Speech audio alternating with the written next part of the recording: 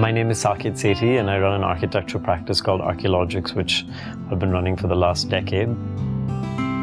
Off late, I also host a TV show on NDTV, which is called Lux Interiors.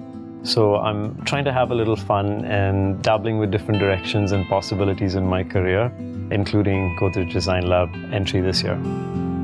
I think good design just makes sense immediately.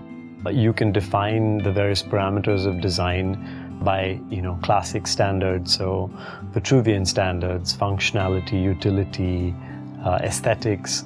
But I think good design for me is something that instinctively makes sense.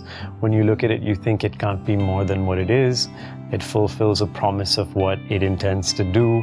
And I think it provides many subconscious feedbacks to the end user.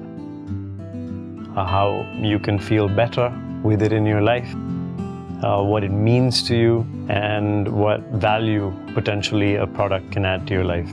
Inspiration comes from different sources. For me, I love being inspired by everyday things and everyday objects that most times are unnoticed. And then there's also the dramatic things with flair, arts, culture, languages, travel.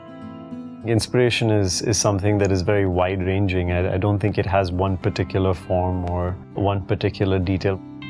I think a good product for me is one that has surprise and promise in it. A surprise in that it is different from what you've seen before, otherwise there's really no draw.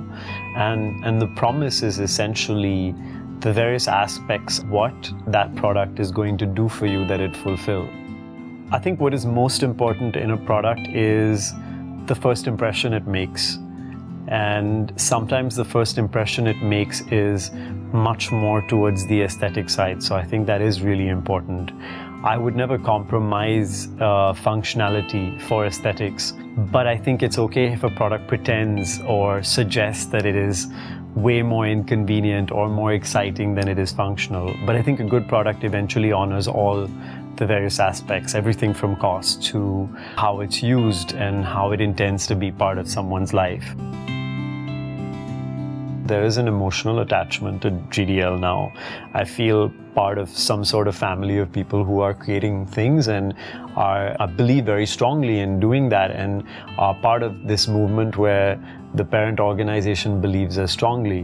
One thing I do want to say is that I haven't really seen GDL compromise any designer's vision, which I think is incredibly important, and that you would receive that kind of support globally anywhere. So I think that's what I feel very strongly about when it comes to GDL.